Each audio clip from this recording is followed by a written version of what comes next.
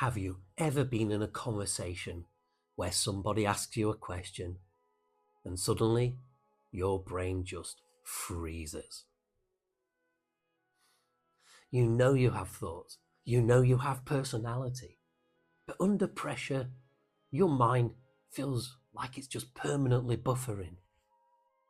A lot of people think this means that they're socially awkward, unintelligent, or lacking in confidence. But in reality, most conversational hesitation is actually a retrieval problem.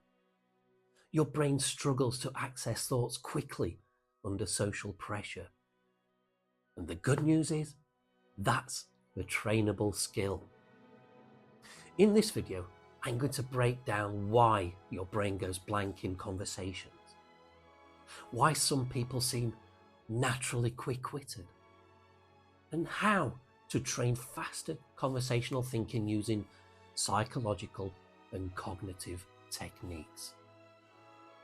Well, one of the biggest misconceptions about social confidence is that confident people somehow have more thoughts than everybody else.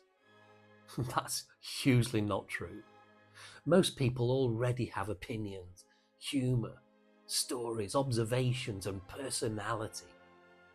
The problem is retrieval. Under social pressure, your nervous system shifts into a threat mode. Your brain becomes hyper-focused on judgment, self-monitoring, avoiding mistakes, trying to say the perfect thing. And this creates that mental bottleneck.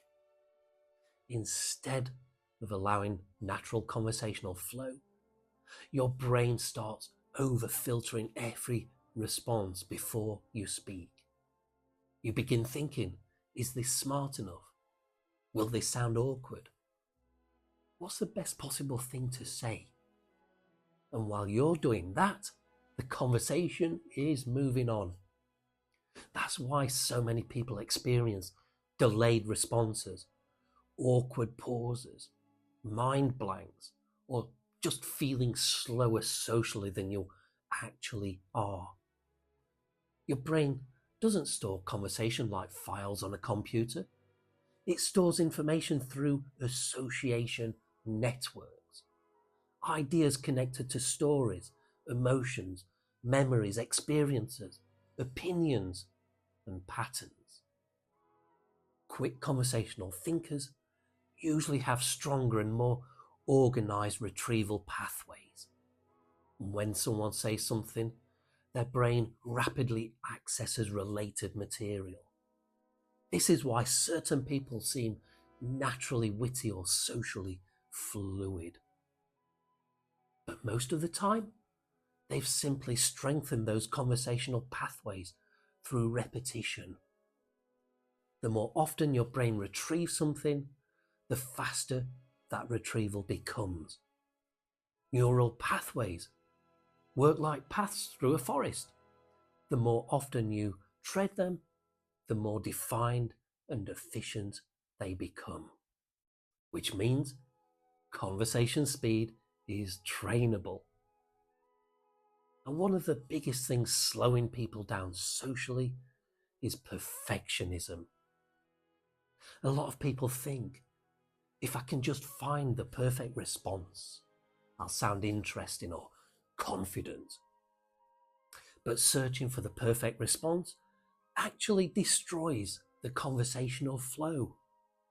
Fast conversationalists are usually comfortable with saying just good enough responses and quickly. Just like any tech company that releases new software that soon needs updating. They trust momentum, whereas slower conversational thinkers often overanalyze, self-center, second-guess themselves, and delay speaking.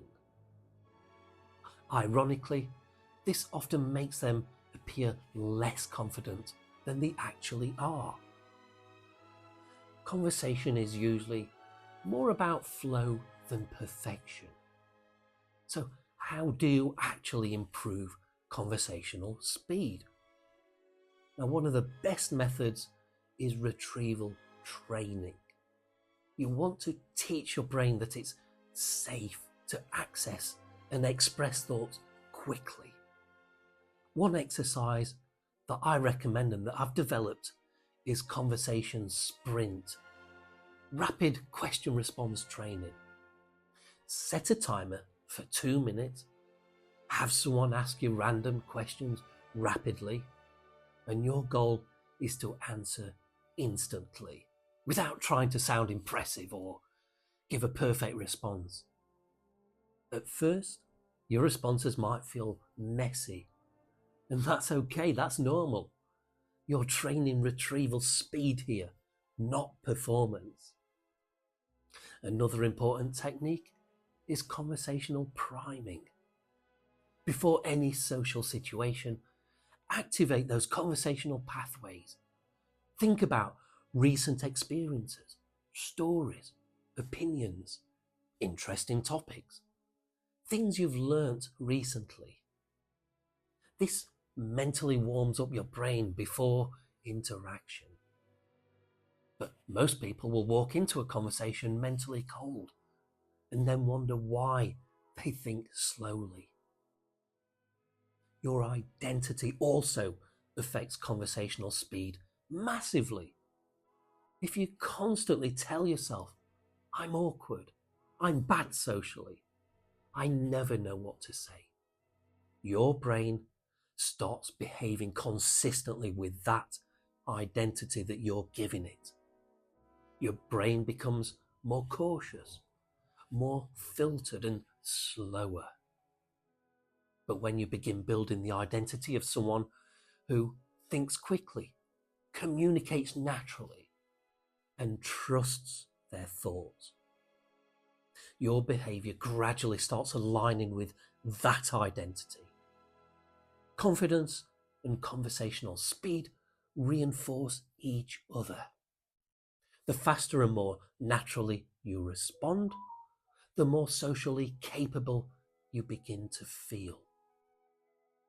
Quick thinking in conversation is not magic, and it's not something that only naturally charismatic people are born with.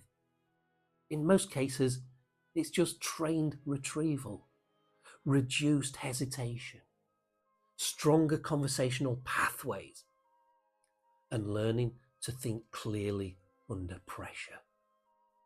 You do not need to become a completely different person. You simply need to train the systems behind natural conversation. If you want to go deeper into these frameworks, I've broken the full system down on the Velocitalk blog. And if you want structured training for faster conversational thinking, social confidence, conversation flow, storytelling, and real-time communication skills, you can explore the Velocitalk Foundations program through the link in the bio.